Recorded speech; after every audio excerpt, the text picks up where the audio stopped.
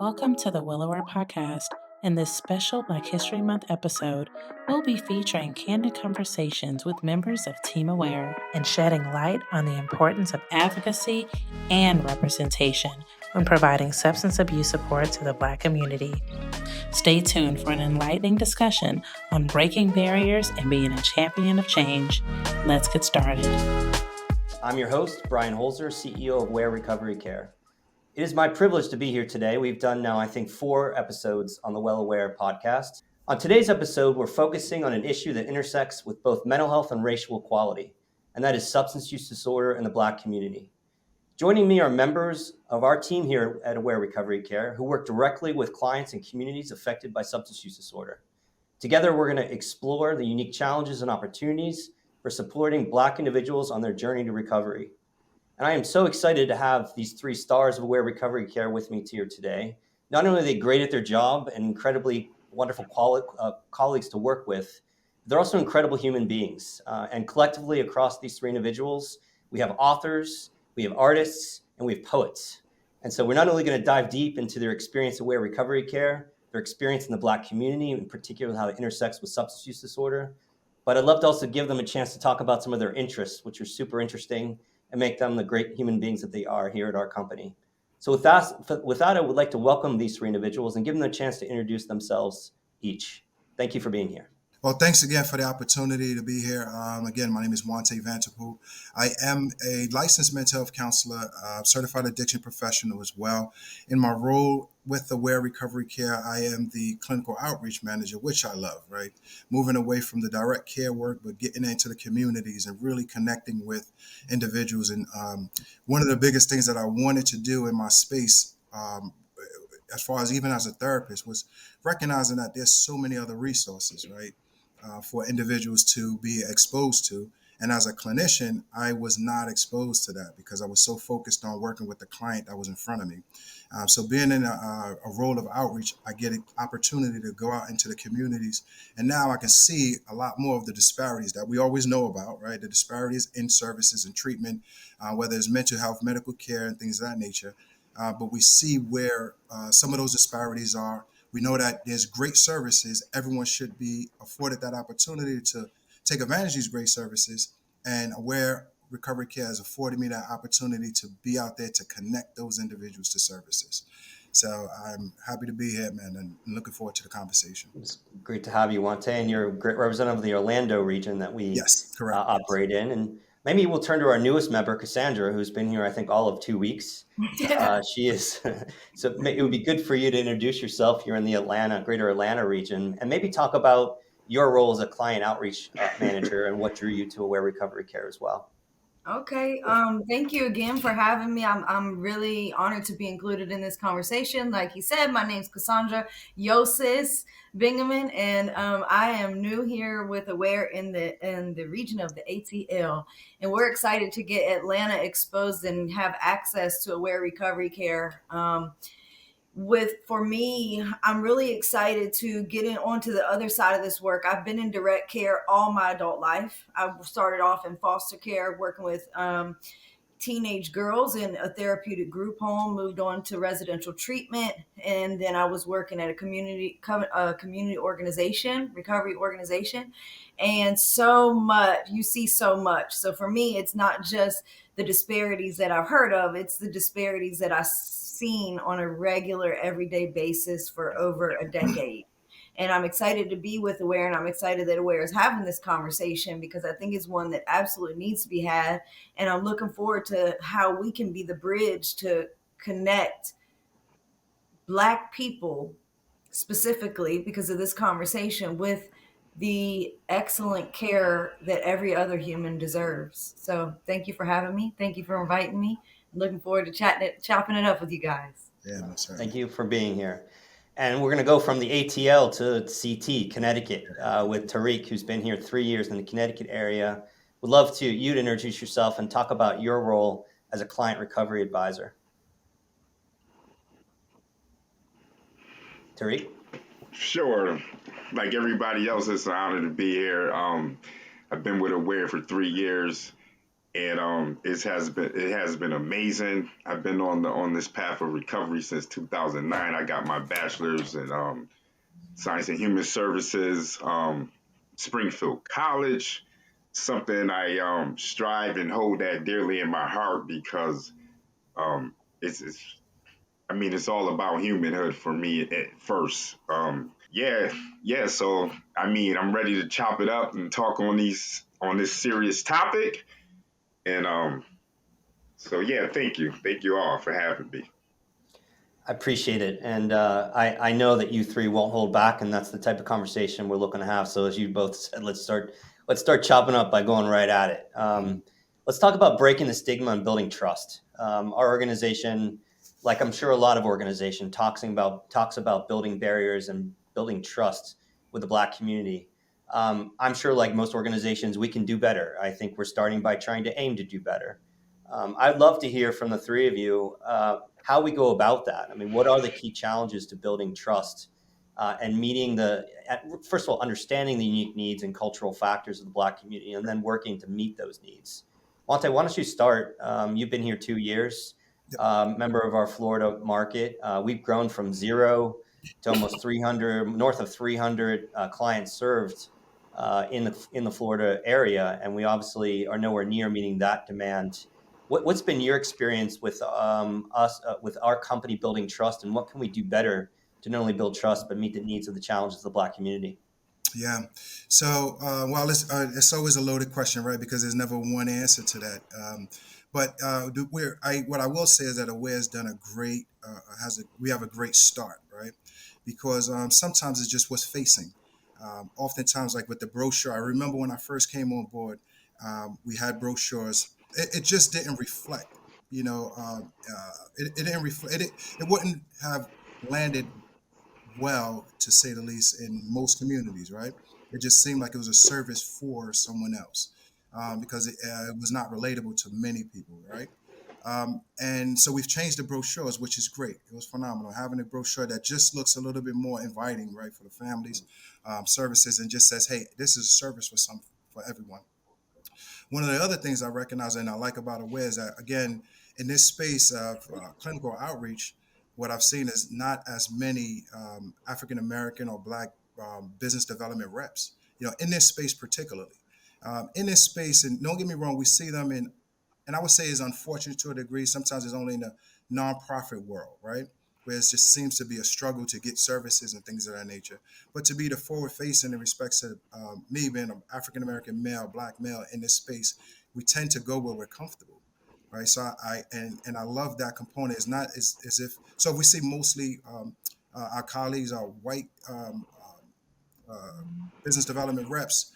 I don't believe that there's an intent not to go into the community, but as a human being, we go where we're comfortable, where we're invited to, where we feel more at ease. You know what I mean? So getting into those communities, this is the key to it, is being able to get into the communities. I believe that as an agency, we need to be invited into the communities. So by doing that, we go into the communities and not only say, hey, here's a service that you can take advantage of, but in our Black communities, we want to build trust. We want to build trust. We want to build a relationship because there's so many intergenerational things that occur that kind of corrodes that. So we want to go into an environment and be able to really connect with the individuals and first meet them where they are. And that just kind of coincides with what the theme of Aware is, right? Meeting a person where they are. So even when we go into those communities, we want to be a guest into the community. And I think that we've been doing a great job with that. And unlike your role where you're out there finding new clients for Aware, Tariq is actually going to the homes, treating those clients. And you made already mention the fact, Tariq, if I heard you correctly, that you've only had the privilege of treating 6 Black patients or clients of ours in your 2 years. What can we do better to sort of destigmatize the care itself, and then obviously present our brand and product as a trusting model that will be embraced by the Black community?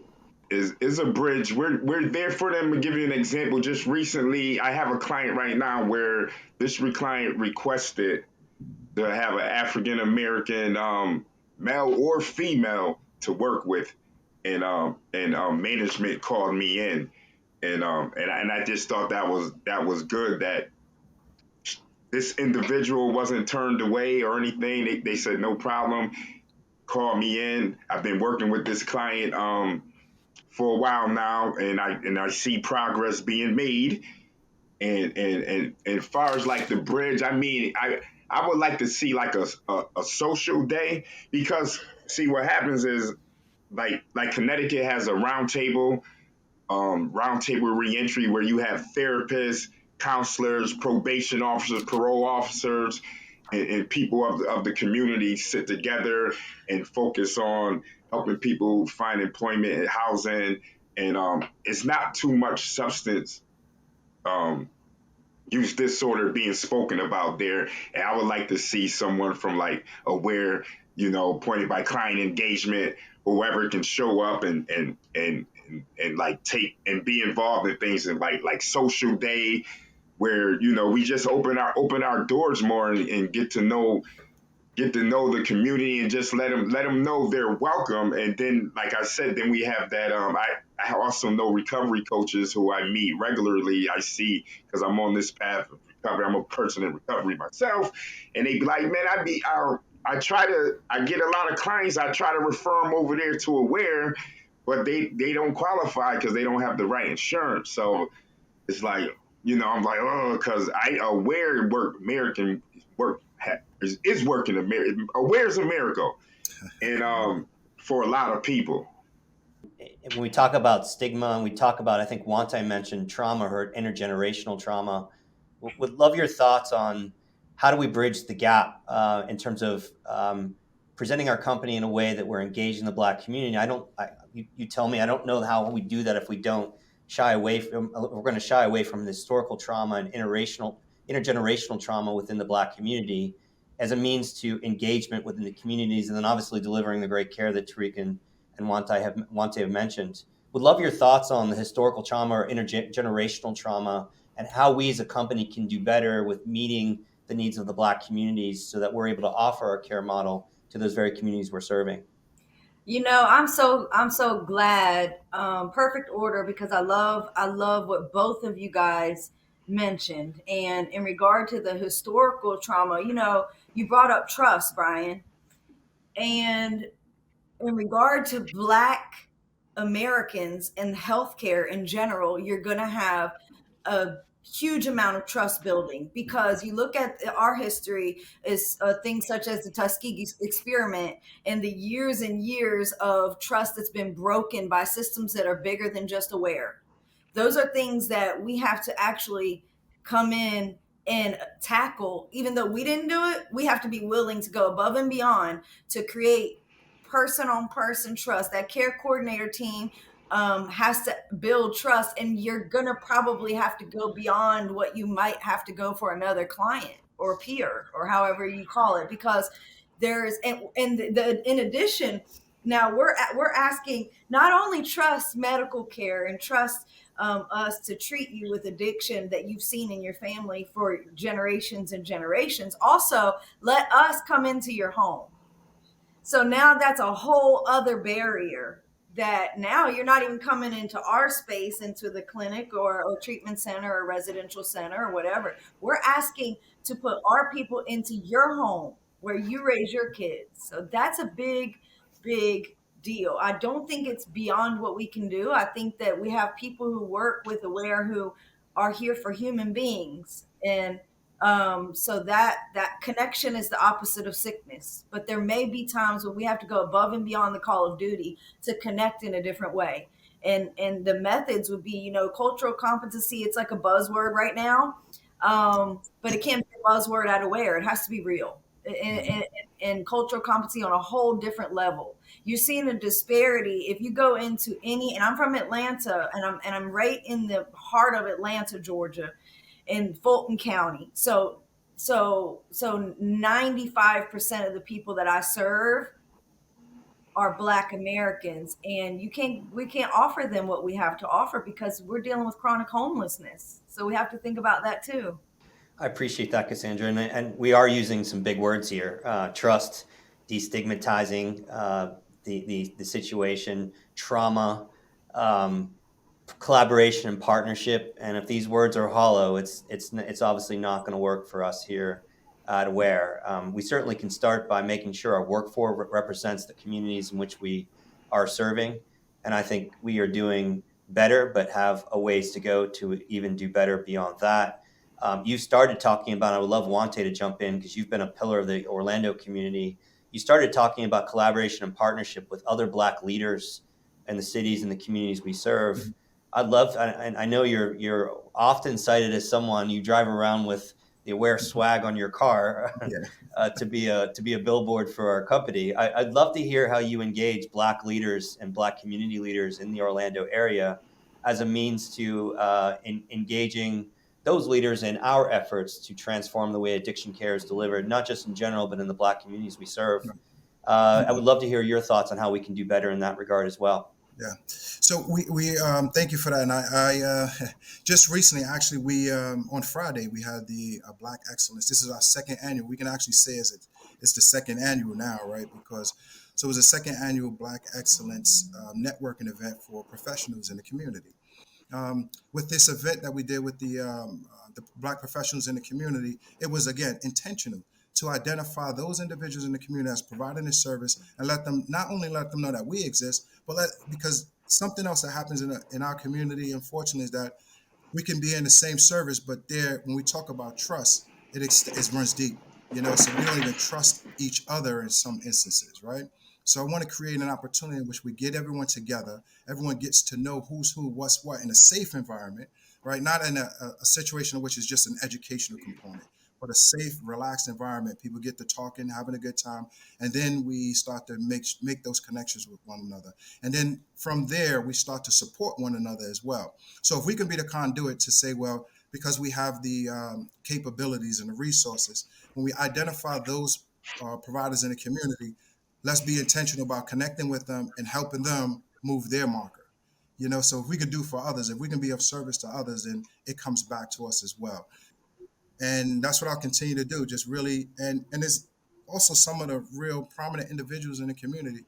Quite literally, the mayor of Orange County told me he wanted to come to our event on Friday night, but he said he also wanted to keep his marriage intact because his wife was coming to town and he promised to take her to dinner. So he said that he wouldn't go to our event, but he needed to. He's been married 40 years. He said he wanted to keep that streak going, so he didn't come. But that's the connections that we have. People love what we do. They don't always understand it, but they love what we do, and they love to see that we're being inclusive.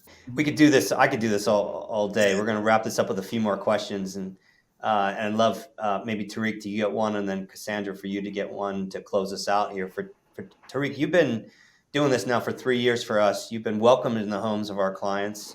You're in our largest agency in Connecticut, our first agency that we launched Aware at almost 12 years ago. And you mentioned the importance of a recent experience where a Black client of ours requested a Black client recovery advisor, and you were able to meet the needs of that particular client. I'd love your perspective on how we increase the representation of Black professionals and advocates in the field. And maybe you can answer it one of two ways. How do we create more Tariqs? Good question, lovely question. I love it because I see. I can. There's a lot of ways I can go with that. I'm thinking. Just working with other Blacks out there in the community. I think I definitely feel like we're on the right path. Having these conversations, welcoming all, letting people know, we're here to help. You're welcome here for employment, treatment, and yeah, it's a beautiful thing, Brian.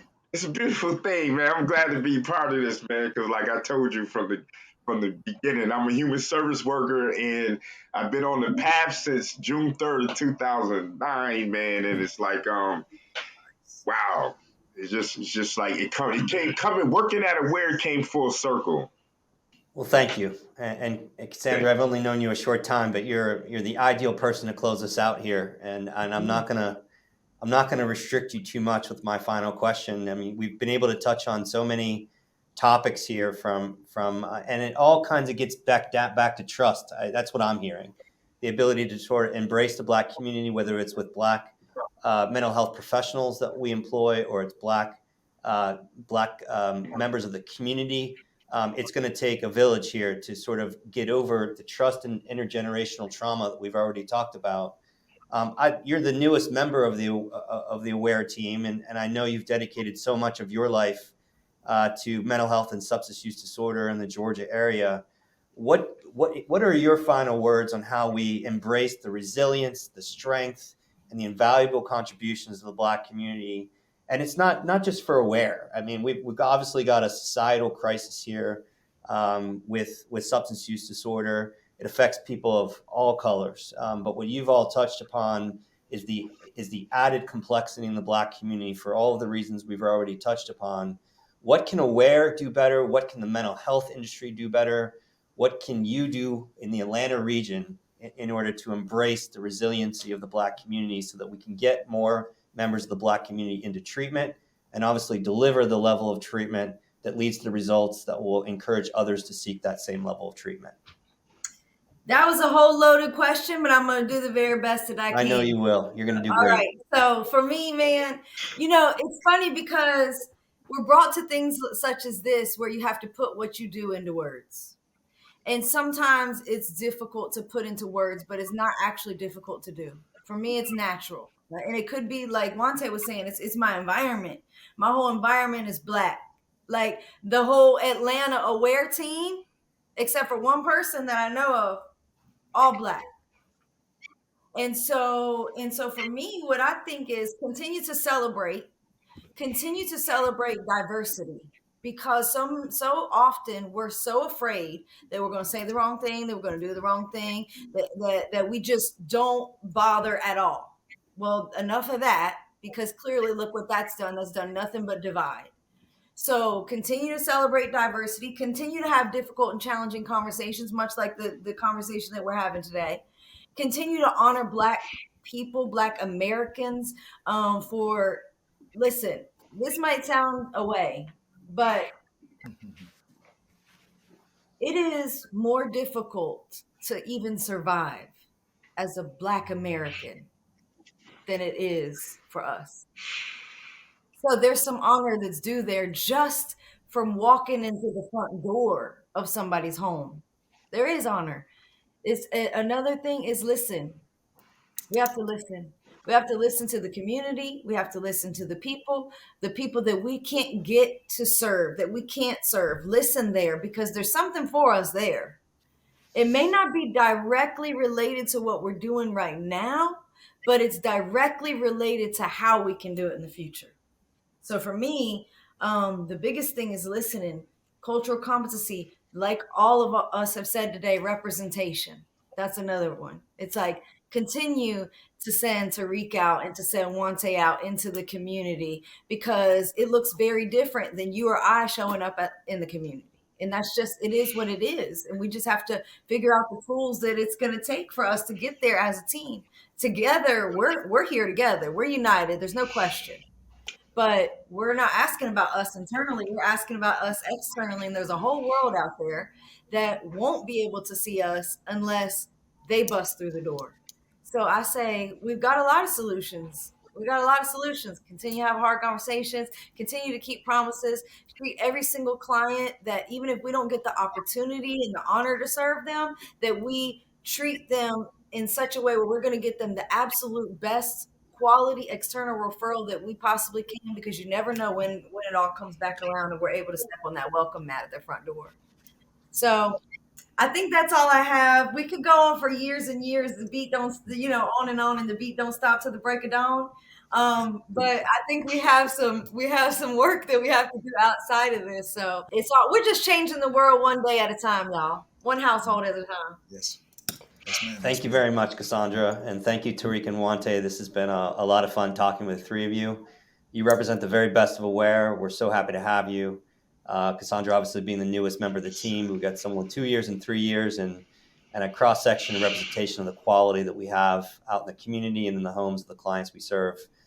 This brings us to an end of this episode of the Well Aware podcast. And as we celebrate Black History Month, this is a reminder of one of our missions at AWARE. We are all trying to strive, and we can do better every day, creating a future where every voice is heard, every story is valued and every person receives the care that they deserve. This is just one small effort to raise awareness on the Black community is yet another example of how we're trying to aim to do better to Aware. And we hope that's a reflection of how we're inspiring others in the mental health and substance use disorder arena to do the same. With that, thank you. Have a great day. And till next time, take care. Thanks so much. Have a great evening.